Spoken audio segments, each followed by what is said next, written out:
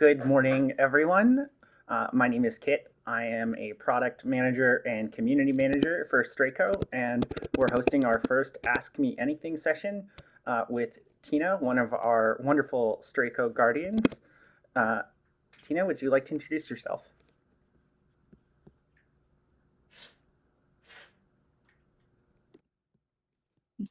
Yeah, sure. Thank you very much, Kit. Yes, my name is Tina. I am a teacher, an English language teacher, and also a personal development coach. And I am in Chile.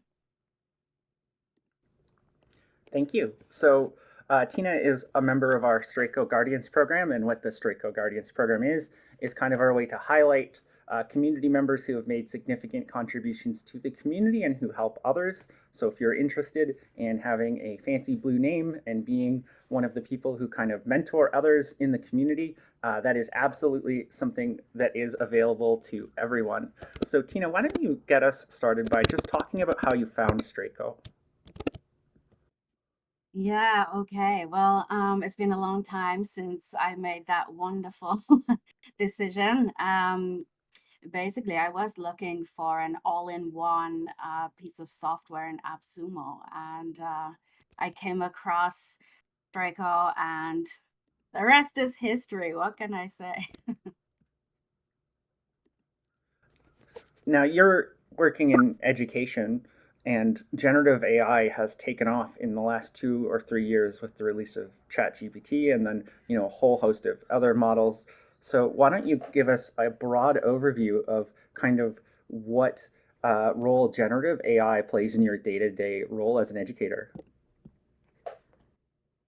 Yeah, right. Well, for me, first of all, as a teacher, it's really important to have a lot of creativity to understand students with different personalities, different abilities, and that can be exhausting. So, really cutting down on administrative tasks is where I managed to have more time for creativity and getting to know my students on a personal one-to-one basis. And so for me, having artificial intelligence to help guide that process is fantastic. It's not to say that I don't create my own content, because I actually do. But in order for me to do that faster, AI, of course, has enabled me to create much more personalized quizzes, testing, and also to be able to adapt to the students and the way that they are progressing. So instead of me having to literally go through every student and create my own analytics in a spreadsheet, I can have access to greater analytics that are generated for me. And it's great to have visuals instead of having to go through every number individually and then trying to adapt a program to suit everybody. It gets very complicated if you have like 30, 40 students, of course. Of course, it would get very complicated for you to customize lesson plans and worksheets and things for individual students. And actually, I do have questions about personalizing materials for individual students to come later in our AMA. I did want to ask kind of a more general question to start us off about talking about LLMs.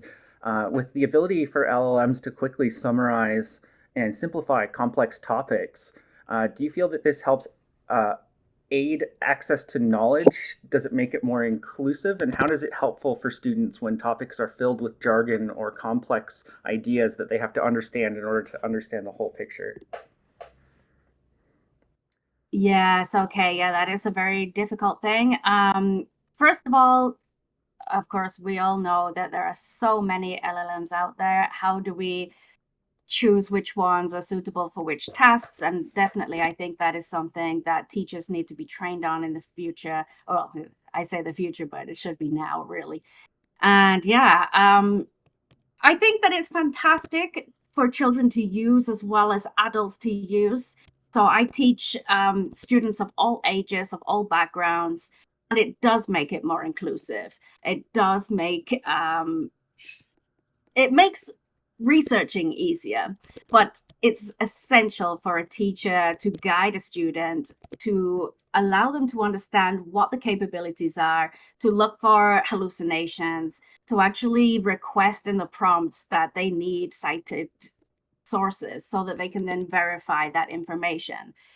And also, I face anyway, working online, that although that part of education is more inclusive, we can actually see a greater divide because we work with so many people of different social backgrounds, social economic status, and we really need access to internet connections, good internet connections. We need people or funding to enable us to have these tools and, enough resources available to bring this to everybody. So it could be that, including now and into the future, that we may actually see more inequality with the use of artificial intelligence, the rising costs of things, and poverty. I mean, I live in South America, and we have large gaps in education.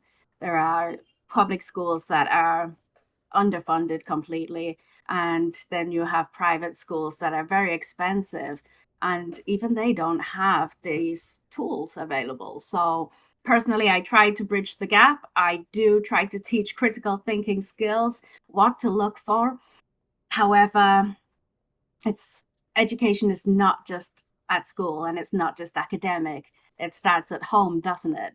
So we may also be faced with the fact that parents don't know how to use this technology, or maybe they don't know how to write a good prompt or what to look for. And so, yes, generative AI, we need more people to be aware and to be trained on using it responsibly. I actually do have questions about the skills that you might teach students, and I'll get to those. We also have a question from our community, but you brought up the wealth inequality, and I kind of wanted to jump on that because access to the Yeah. internet is kind of vital to using any kind of generative AI technology, but you also need the hardware to run it. Or if you're using something like Straico that collects a number of LLMs together, that would require hardware that may not be accessible to people otherwise. Um, so, do your students, just before I get to the community question, do your students have like a preferred LLM? Do you find that they use a certain service or certain model? They tend to use what I since I'm their teacher and we work online. But I do work with people in various different sizes of businesses, a lot of global companies. And something that I come up with against all the time is Microsoft Copilot. And it's not to say that I have anything against them, but I just believe that they really need to use more of a variety of different language models. Again, more suitable to individual tasks. Because we know, don't we, that not one LLM has everything. And we also need to make sure that the service that's being used, we can compare against another service, perhaps, to make sure that we can cross-reference. And also that it's trained on a huge amount of diverse data. The more data, the better, right? And again, that depends on, are we coding? Are we doing, financial budgeting for the next year? What are we doing? And so, yeah, I believe that's, something that we need to address. And to be able to make those comparisons for me is essential. And it's something that I try to teach, especially people who are working in business. And another thing that we come up against as well in these companies is that now a lot of companies think, well, hey, you have AI, you can work faster, you can work harder, it's all done for you. What are you complaining about? But so I have students that are working at 2 or 3 o'clock in the morning because we know that AI does not replace the person, does it? So somebody actually has to put that information in, somebody has to make that request. And so I'm up against that all the time on how to show them how to use different tools that are going to get to where they want to be faster.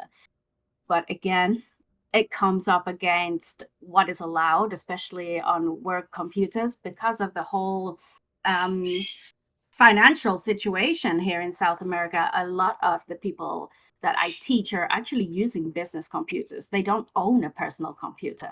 So they're also restricted on what they can open and what they cannot open. And they most definitely could not run any LLM locally. They just don't have permission or the power.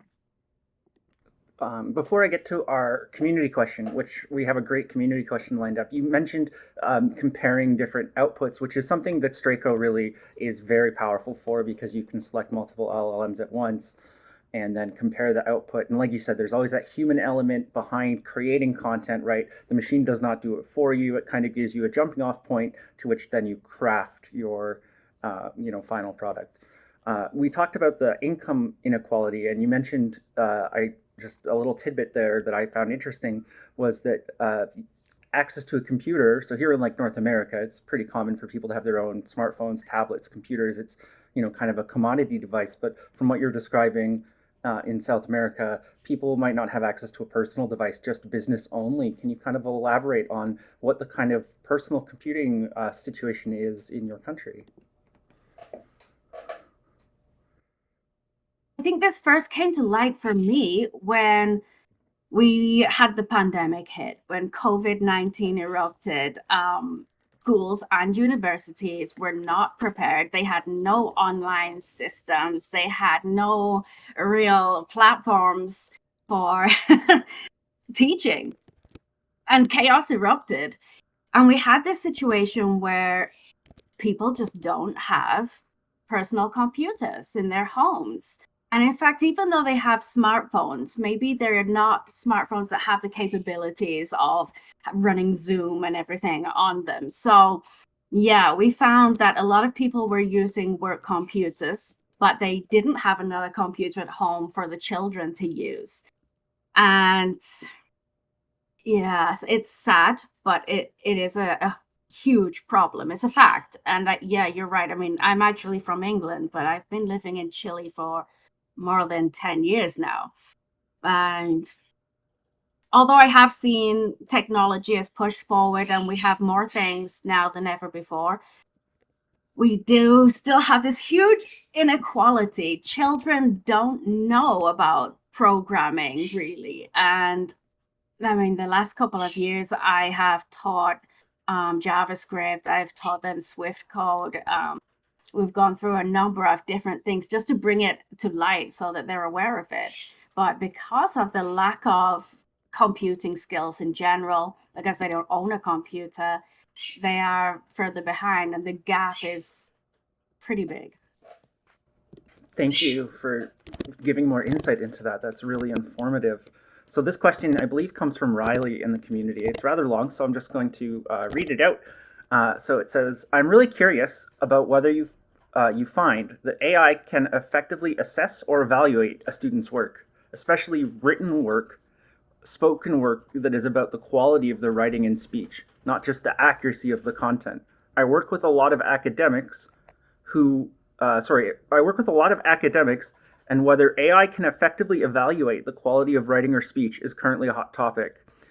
If you have AI doing this kind of work, are there any tips that you could share with teachers on how to effectively prompt AI to be more reliable? Yeah, well, I mean, let me start off with the written ones first. Of course, it depends on what kind of assessment that you are doing. For example, if I create a quiz or a test or an exam and it's multiple choice, then that's super easy, isn't it? Yeah, you don't have to worry about that. But if you have an essay, yeah, what do you do with that? Because do I believe that there's some plagiarism going on? Do I believe that, I mean, I've been with using AI for many years now, so I can recognize it myself. But yeah, so how do I ensure that? Well, the truth is, AI can look at an essay and it can point out a lot of different grammar aspects. So, what prompt I might put in if I was using it to grade something or to evaluate? I'm going to put a prompt in there that is literally going to look for what I would look for. And in my case, as a language teacher, I'm going to be looking at spelling mistakes, preposition mistakes, grammatical errors in general. Because my students are primarily Spanish speakers and Portuguese speakers, I might also ask to have a comparison table of the errors, the correction, the explanation, and then some sentences in their language to actually help them, match it up. But as for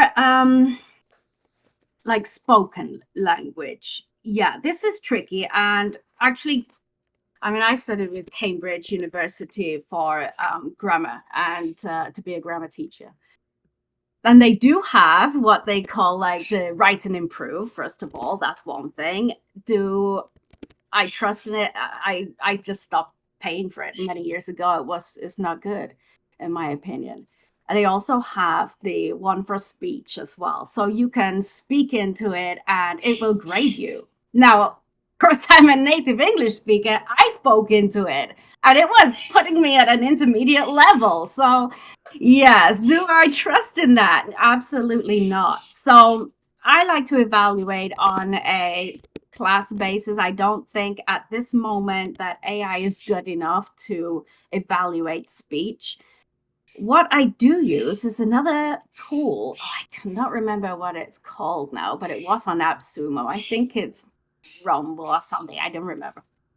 Anyway, I embed it on my website, and basically, it's actually designed for an interview, like if you're doing a podcast. But what I do is like maybe I record myself asking the question, and then the student, when they log in, they record themselves answering it. And when it comes back to me, I can then evaluate them.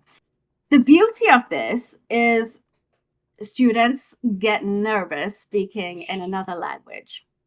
Of course, anybody would, right? Especially if you're just starting out, you are self-conscious, maybe you are shy as well.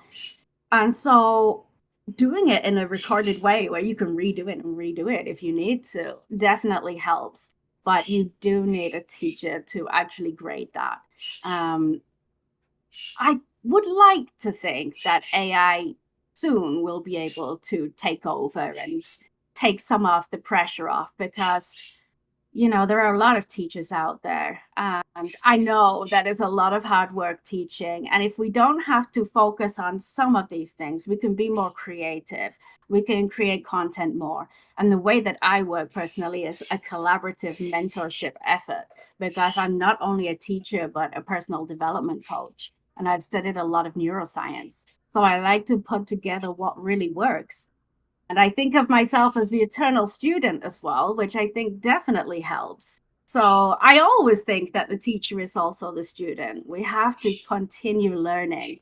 And for that reason, I work in the way that I do work. I'm not sure if I've answered everything on that list there. Was there something else I think I think about I think you've X mostly and covered that.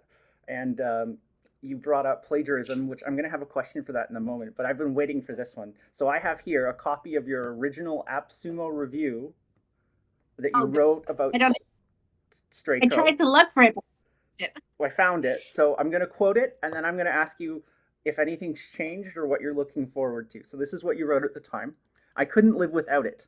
I don't often say this, but this app has everything that I need all in one place, and it has been my go to for everything. Oh, and it has image generation, and it's the best. I have found it's image generation is the best I've found on any similar software. I have bought a lot of similar products, and I'm really excited to see the future. So, can you reflect on your AppSumo review, and what would you include now if you wrote that? Not that I wrote that, but everything that I wrote there is absolutely true. And in fact, I've seen a lot of things, progress and advance over this time. And yeah, it is everything in one place. It helps me enormously. Absolutely. I couldn't live without it. And yeah, the truth is, I have tested a lot of these tools. I'm not going to mention any names, but they've always fallen short on these things.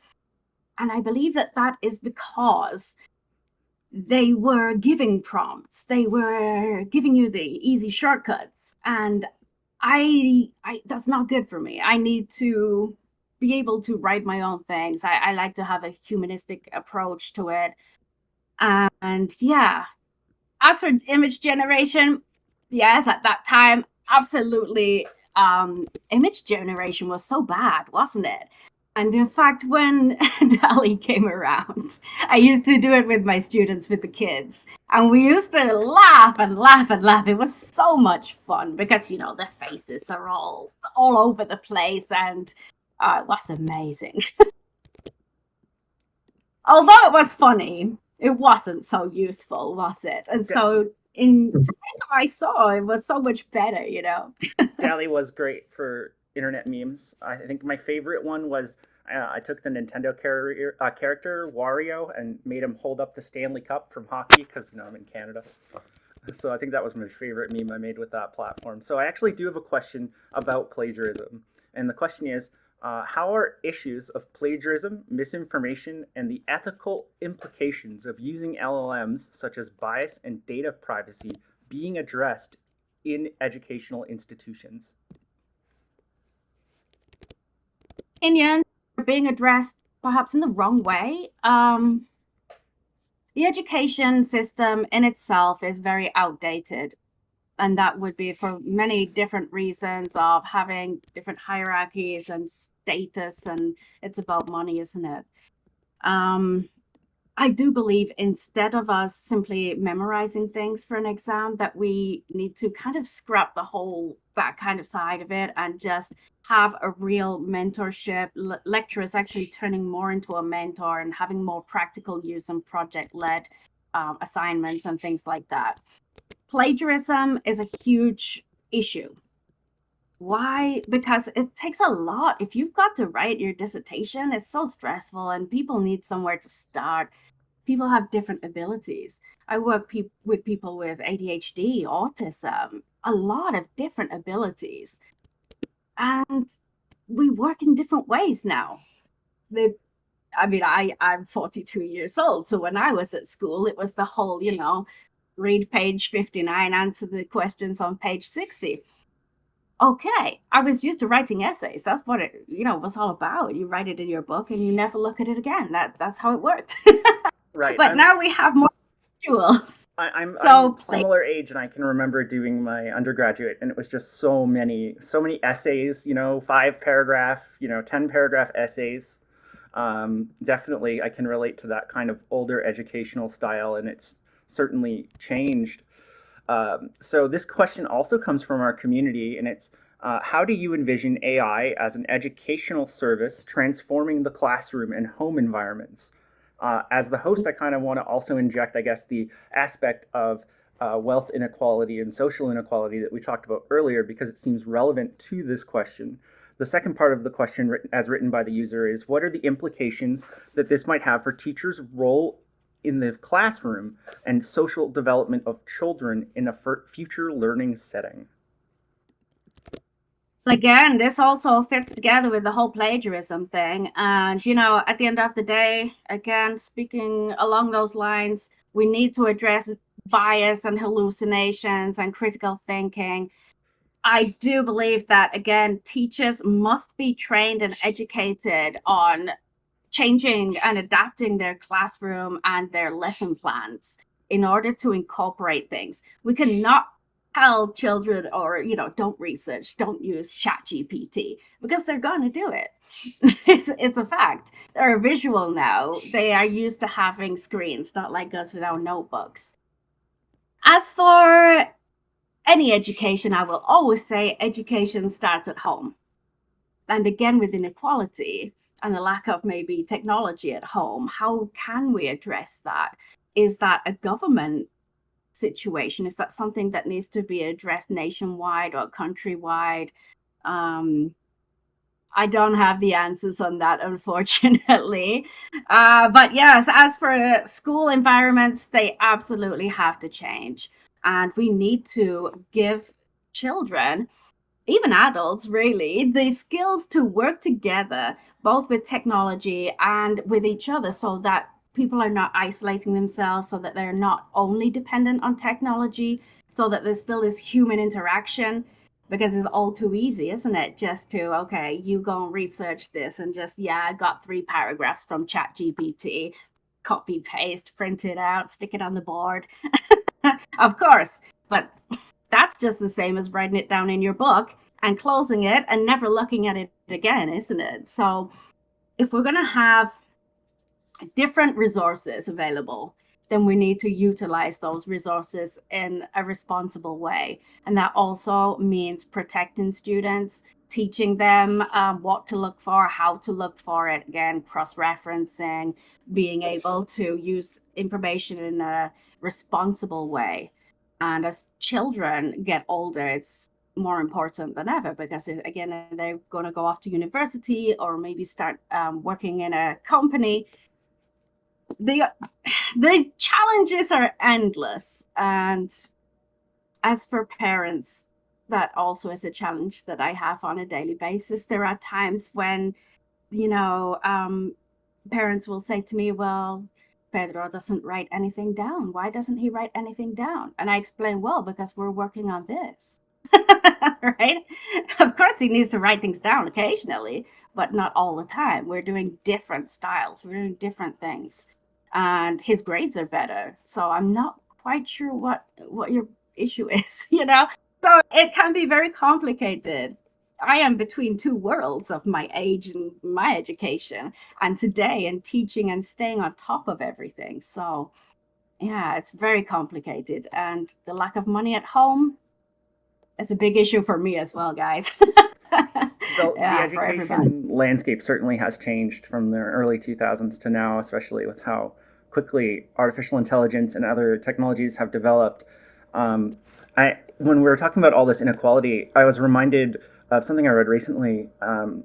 It's in India. So in India, like I think 2 decades ago, the price for like mobile data was really high, and they didn't have a lot of in-country like mobile solutions. So eventually, a telecom opened the gateway kind of for a local solution to the problem, where devices started being manufactured and a cell network started to be installed instead of a foreign country coming in to set it up.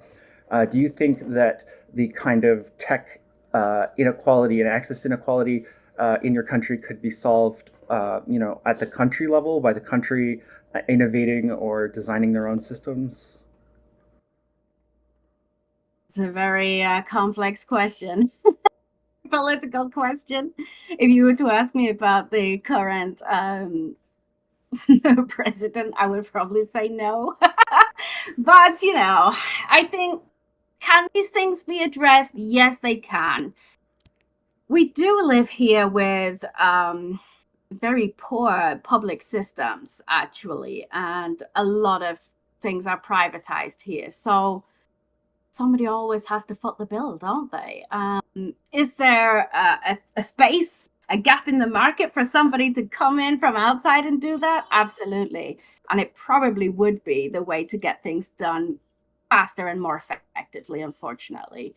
But I mean, again, I've been here for 10 years. We've seen a lot of progress. We're still behind, but I don't know. I hope that we can have better government changes very shortly, and somebody will look at education in a more pressing way. However, of course, healthcare always has to be prioritized, and that is also a big issue here. And again, that all comes down again to money and social inequality. We have a lot of classism in Chile. So there are people that earn like, I don't know, imagine like $10,000 per month. And then other people are earning like $300, $400 per month. And they can't even pay their rent. So, you have to prioritize a lot. There's a lot of inequality. So if anybody out there would like to come and set something up, Thank you. I think it would be well. Thank you for shedding more light on that. So this next question is more about your personal workflow and work. So could you kind of guide us through a couple like real examples, even if they're small things, that you use LLMs and generative AI for your work, and which models best suit which tasks in your opinion for the work you do? Oh, that has just changed. I think that changes on a weekly basis depending on what else comes out and takes over. But yeah, it depends on what I'm creating. For quizzes and things like that, generally, pretty much any of the LLMs can do that. It's not a big deal. But if I want to have something now that's really quality, um, my favorite at the moment, even though I went, I don't know, OpenAI kind of went out of fashion for me for a while, and I turned to Anthropic and who knows what. But yeah, at the moment, the preview is, I love it. It provides so much detail with so little input that it's such a time saver. And for me, I might want to mark homework, for example. Again, the whole thing of, like I said, if I was to sit down and check 30 essays, oh God, that's going to take me ages, hours. And then to what? Create a table for everybody? Oh, forget it. So using Straico, I usually use now this. It could be Anthropic or OpenAI's ChatGPT 4, but yes, I will ask specifically to check for errors. And of course, I read everybody's homework, even though sometimes they think I don't. I do. I check over it, but it's faster. So for me, those. But also, if I'm going to generate things like content for presentations or PDF explanation booklets and things like that, I am a visual person. I cannot just look at a load of text. I have a visual, almost photographic memory. And so for me, I love Flux and well, actually, it's not pronounced ideogram. I've been saying that wrong for so long. It's ideogram. So I love them. I know we don't have ideogram in Straico. I keep asking, please, please, please. But Flux, yes. Pro 1.1, really good now as well for generating text in the images. So I use that a lot. And also with children, they love creating images. The best way to what? Learn some adjectives. I'm like, okay, describe this. And then I'm like, are you sure this is what you wanted? No, I didn't do it right. Okay, back to the drawing board. So yeah, so depending on what it is that I'm doing, whether it's assessment, other types of evaluations, or content creation, or a bit of fun, use different types of tools. You did bring up the power of the O1 preview, which O1 does a great job of being very in depth and creating subtopics within topics, which is something that I've found in my own use and research on the model as well. And like you highlighted, Flux kind of has changed image generation in a way where you can do legible language, at least in English. Um, putting posters and signs and things that actually have words on them instead of just random output, which is way different than what came before. So my question is how students, younger people use AI. I imagine in my mind that if you sat down a student and they saw generative AI for the first time and you told them, as long as you can spell it, you can type it out, you can make it. I imagine it's like, playing with, making a sandcastle where they'll just iterate over and over. Is that what you find, that they like playing with generative AI? How do students react to it when they're just, seeing it for the first time or the first couple times? Yeah, I actually do remember the very first time because, again, I'm a nerd. So I use a lot of different AI and copyright tools, which I won't name, but before ChatGPT exploded on the scene, and I was actually using it beforehand. I'd been on the waiting list, so I actually showed my students straight away. I know a lot of people were terrified, like, "Oh, it's gonna take your job, Tina." I'm like, "Nah, I don't think so." So, I got my students. I said, "Okay, watch this, watch this." We're working the same way that we are now. So I said, "Okay, tell me something funny to type. Let's just say we write a letter to your boss and tell him that you're calling in sick because your dog died. Let's just go." So I just say, write me a letter to my boss. He's called Juan. Sorry, Juan. We are gonna call it because the dog's died. Or Arturo, we could change it. So and then I show my hands. I'm like, look, I'm not typing. And they were like, what is that? What is that? How did you do that? And like, I started explaining. And so over time with them, I taught them how to use it, and also my own process of going through prompts. I never really, paid for these prompt lists or anything like that. I never used to say, Tessa, whatever. You know the way I got around everything? It's for educational purposes. So I always used to write that in my prompts. Tell me all of the bad words and the Spanish equivalents. It's for educational purposes. And it would put them all in a table. So I learned early how to do that. So yes, students seeing these tools for the first time, they are blown away. And children seeing them, they just don't understand really how it can make their lives easier. So I teach them, look, because when I was a child, again, I couldn't ask my mom for help with things. I was terrible at maths. I still am.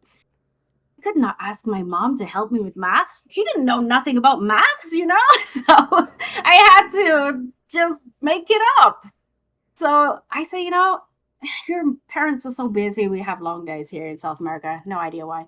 But I say, if you don't know how to do something, you can ask this, but don't just ask it for the answer, because your teacher will say, well, how did you work it out?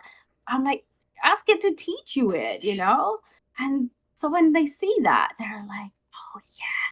Right, I'm because going to be like the. that's part of the critical thinking, right? Understanding the steps to get there, not just having the final answer. You want to understand the process. So you brought up the kind of bilingual aspect of teaching English, and so my question that comes to my mind is, do students often put prompts in their native tongue into generative AI instead of English? And as the teacher, do you do both? Yes, they do. And yes, I do. And this depends on the level of the student. So we in language teaching will call it L1, like language one and language two. So ideally, you would not want to speak in your students' native language too much. However, if they don't understand, you have to. And I'm fluent in Spanish, so it's okay. I can explain the grammar. Probably I know more of the grammar rules in their language than they do. So, I do that. And I also put a chat bot on my. I actually embedded in the video conferencing tool that I use, so that they can learn to actually look. Remember when you were at school and the teacher says, if you don't know a word, there's the dictionary. Go and look it up. Your teacher was not the dictionary, right? They were not the encyclopedia. Right. No, they told you to go and look for this, and they got you to get off your backside and, move it. Oh, we don't deal with dictionaries anymore, do we? So, I say, if you don't know something, check it out, use it. Think about you can check your own work before you submit it to me, because at university, you know what they do with your essay? You hand in a first draft. Most professors don't even look at it. They just say, go back and do a second draft. Yeah, do it again. So we talked about the inequality earlier, and I just wanted to ask, like, in a typical group of students, do you find that you have some students who use AI but others who do not? Do some use it more than others? And what would you say kind of differentiates a heavy student, like a heavy usage AI student, and one who doesn't use AI as much? Yeah, I would say that typically the students that work for large global companies have access to more AI tools, and they tend to use it the most. The children, they really don't have a lot of access. Again, there's not a personal computer at home. And they're probably not allowed to download a lot of applications from the internet either, and sign up for things. So they don't have large access outside of classes with me. But mostly the usage that I see is for work purposes, usually mathematics, spreadsheets, formula, analytics, a lot of data mining and things like that. So anybody who works in data mining, which I do have a few, they are probably the most heavy users, but they also have programming knowledge. And I think that is, the key. People who code, they know to use this to their benefit. And maybe the general public here not so clued up on it, perhaps. So our next question is actually going to be Jorge is going to jump in and ask a question. Jorge, take it away. Hi, Tina. I was thinking, because of our conversation earlier, I'm going to assume you know Gabriela Mistral. So I wanted to ask, what do you think about your opinion on artificial intelligence, and what do you think, like, she could talk like an agent, like with Tolkien or with Anne Rice, about how they got to do their work using AI? Oh God, I don't like to tell people how they should think about it. I think everybody's kind of got their points of view. I know a lot of people are scared of artificial intelligence, and yeah, I don't know. Can I speculate on that? It's like, By all means. yeah, well, again, I think from that perspective, just again, there's always going to be people for and against, isn't there? And just, I don't know, man. I don't know. I don't know how to answer that. I really don't. Tell me your opinion on it first. Oh, I think Gabriela Mistral is going to be in favor of democratizing the ability to write and the ability to get some knowledge. I think Tolkien may be a little bit jealous about how easy will it become, and he will be like dismissive, like I don't think this is going to work for actual literature, you know? Yeah. I mean, I don't know, what side do I sit on personally, as someone who does write and does create. Firstly, I think, I'm all AI. I am. I use it for almost everything. Even somebody earlier was wondering if it was really my own voice. It is. This is me. So, uh, yeah, I think it is going to democratize everything. I think it's going to facilitate so many things, and there's no stopping it. So whoever is against it is probably just going to get pushed out of the boat eventually, Whether or not, I mean, have I written like books using it? Yes, I have. Yeah, I'll admit, hands up.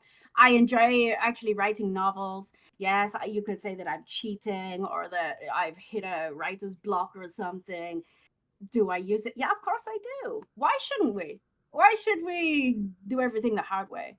And what about people again with different abilities? Uh, we are facilitating that. They can have a slice of the pie, They can let their, I don't know, their inner self out and share it with the world. So, yeah, maybe Gabriela, hope that people will respect that side of the opinion on it, because again, this is a train on a one-way track and we don't know where it's gonna stop. Maybe it crashes, maybe not. We don't know, but there's definitely no getting off it unless you're pushed off it, and there's no stopping it. I just think we have to accept it, that it's not actually the future, is it? And I'm guilty of saying that. Oh, it's the future, but it's not. It's now. It was yesterday, wasn't it? It was last year, 5 years ago. So yes, I hope that there could be more influential voices like that who can come forward and speak for the people who need something to facilitate their creative side. I hope that answers in a kind of politically correct way. I hope. You did say you were going to make my life difficult, so respect. But just a bit. I mean, I don't want to put you on a spot that you feel uncomfortable. So it's like, yeah, let's just debate. Oh, no. I was actually going to bring up, so one of the big things, at least here in North America, that we see a lot is, how unethical it is that the training data is usually sourced from either Common Crawl, which is kind of a slice of the Internet Archive Wayback Machine that has been, several terabytes have been extracted and then trained on, or especially this comes up with art and images because they'll take from Common Crawl, they'll extract out, say, all of the artwork and tags from like a DeviantArt or something, and then train it on that data. Is that something, that kind of discussion also something that happens in your areas of where you discuss AI? Does that topic come up? Absolutely. I was waiting for you to ask me this kind of question. I think it is an age-old debate, isn't it? Copyright and, is anything authentic and original anymore? I mean, as a singer and a songwriter, every time I write my own song lyrics, are they really mine or are they really a collection of everything I've ever heard before? Of course they are. Is there anything really new anymore? And also as a teacher, remember, I'm a sharer of knowledge. So how do we get more knowledge to share if things are all locked away and hidden? And yes, there needs to be some boundaries of, privacy and personal protection of the data and things like that. But education actually began with philosophers. And that then later came into play with the various definitions of what we now have psychology. And they were knowledge sharers. And so how do we get, because let's forget us, we need to think about the future here.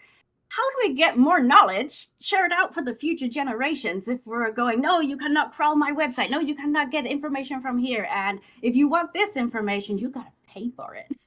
So I am kind of, on the fence a bit, but wholeheartedly, I think we've got to unlock things and let things out, because, like if we look at archaeology and anthropology now, they go digging in the ground now to find things from years ago.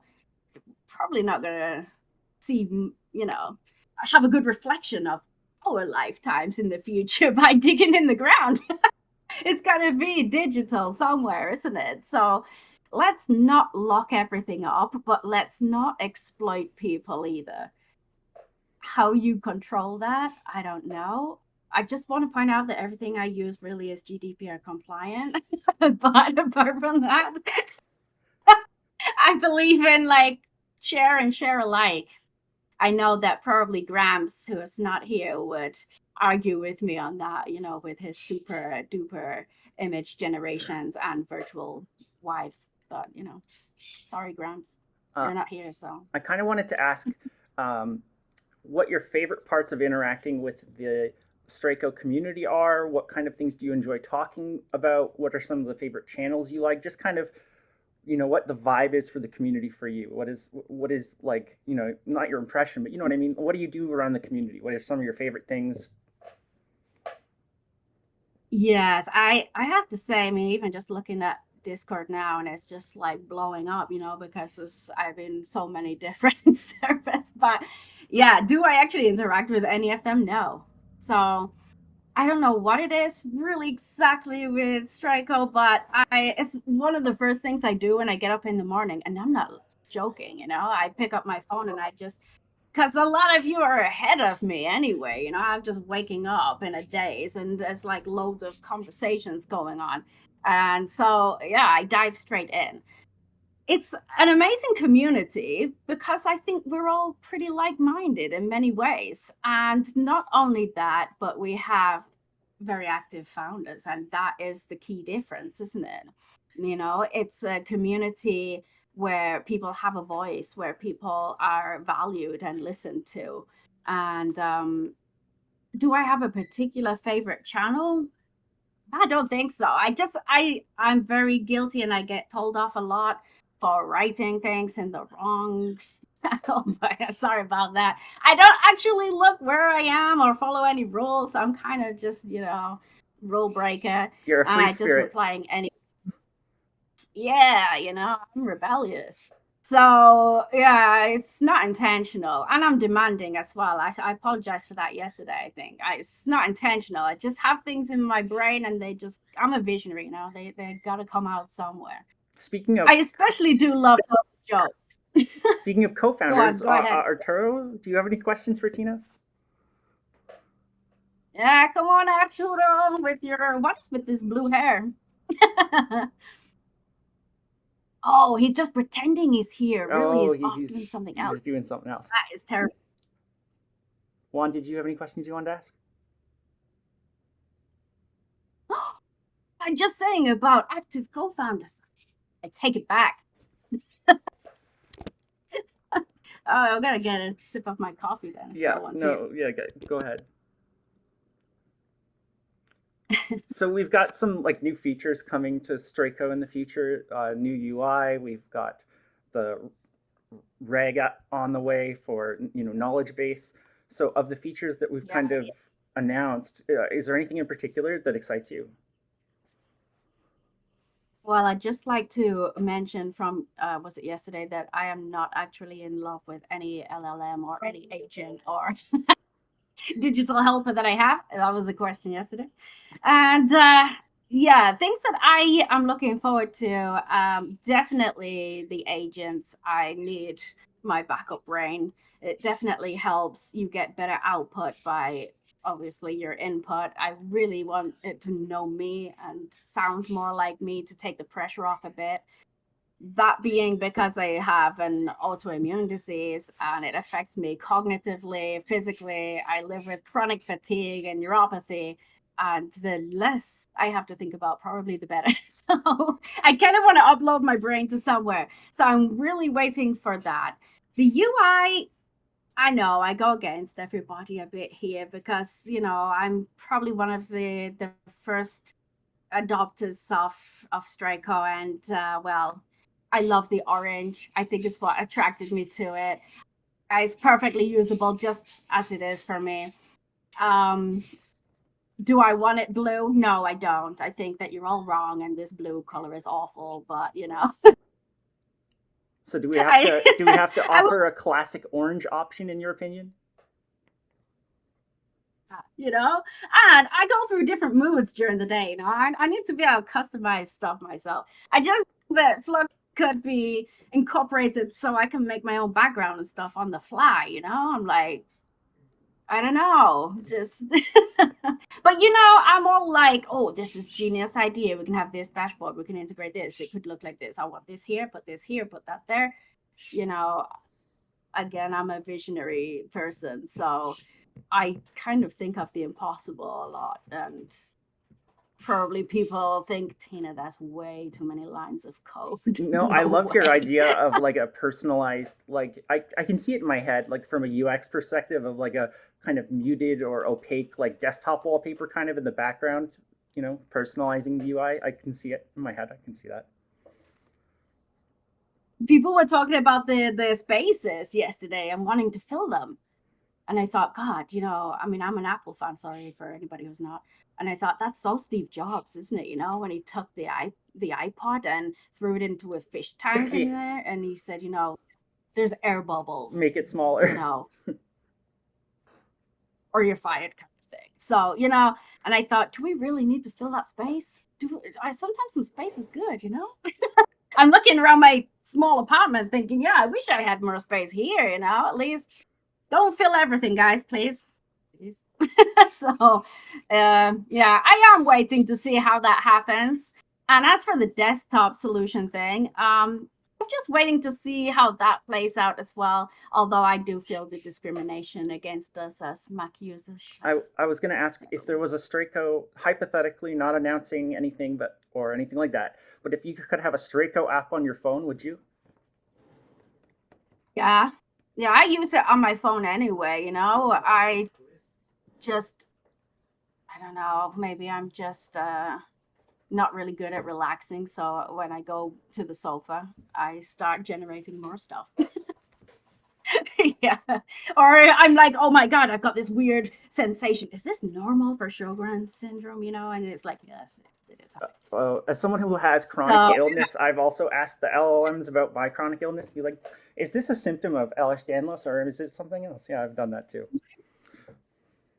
Yeah, should I go to emergency or is this normal? Yes, Tina.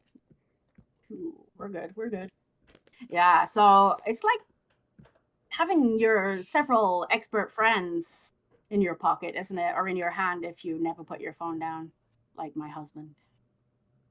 So yeah, I think I would definitely, yeah, because sometimes something as well that I noticed very recently is with using it on the mobile phone, there's a little bit of the side cut off. I mean, do I care so much? No, but I did notice that too. I loaded perfect- it on my iPhone 14 and the side of the page is cut off. I did notice that, yes. Is a bit cut up again. I don't really care. I get the results that I'm looking for. We're good. Yeah. Do you find that when you're working on things for your like lesson plans or stuff, will you work on your mobile phone on Straico and then take take the stuff you're working on and like load it on your desktop? Yeah, times, yeah. Although I prefer the desktop for that because I need more clear thinking. I need more space. I need to kind of get more into character because there's the teacher me and then there's the actual me, you know? So yeah, I like to kind of separate the two. And yeah, one thing that, could be super useful for me is just being able to I don't know, export everything and like get a PDF or something. That would be super useful because at the moment, again, it's easier on desktop. I'm gonna just highlight it and send it off like a print and then copy it, save it as PDF instead. So that could be useful. But on my mobile, I tend more just looking for ideas, brainstorming, things that are not so technical, or looking to see if I'm dying or not. Or generating weird images because I'm bored. I was gonna bring up, you have, as frequent AI users, I'm sure we've all had really weird hallucinations at times. Like I've had an LLM call me a name, like, and it would stick with that name for like the entire conversation. So are there any hallucinations or any kind of oddities that you've had happen in your time using Straico or AI? No. I mean, I always double check anyway, but no, that's interesting calling you a name. What did you put in for that? I don't remember. I think I was asking some kind of technical question and it would start every response with like some random name. It was like, Sarah, here's your thing. And it's like, where did that come from? So I think we're going to start wrapping things up. Did you have any other words for the community, Tina? Just think for the community, stay active, keep, I don't know, communicating with us all, stay in the group. Because I think that sharing, again, I'm a teacher, so sharing knowledge about all of the cool tools, whether they're in Straico or not, wherever we may have found them. I think that the idea is to advance in artificial intelligence in general and just have a good time doing it as well. And also, like somebody wrote earlier about not having the limitations. Again, I'm a crazy thinker, so I think, yeah, don't have limitations. Don't restrict yourself in your day. If you have a crazy idea, run with it. See where it goes. I think that's the way that dreams are made, And I definitely want to thank everybody for having supported me over this time in the group as well. And particularly as well, even though our wonderful founders didn't want to talk to me today. I thank them for their kindness and generation over the time and always listening to the group and supporting everybody. So thank you very much, guys. Jorge, do you have any parting words? Yeah, but not mine. Arturo sent a message that he had to run to a private engagement, so he wants to apologize. I tell, yeah, I can pass the words, but I think you need to go back and do something extra. But yeah, he says that he's sorry he couldn't be here. And I want to thank you, Tina, because you are the first one to take the risk to join us and chat. And I think it has been a great experience. So thank you. Tina, yes, thank you very much for coming to our first AMA and being willing to have, these kind of non sequitur discussions about Straico, about generative AI, and a lot of different topics, and for giving us a window into education and how LLMs and AI are being used in education. I found it really informative. Thank you so much. I think actually there's a lot more we could say on the topic. So definitely, I don't know, maybe we should do it again sometime, or feel free to, I don't know, message me more questions. Anybody in the group can, and I will gladly share some insights. I wanted to thank everyone for joining us today for our first AMA. This is something we hope that will be a continual experience, these kind of AMA sessions with our Straico Guardians and community members. Tina has been a fantastic guest, and this has been a lot of fun. So we're going to sign off with that, I think. Thanks, everybody. Have a great day. Bye. You too. Have a great day.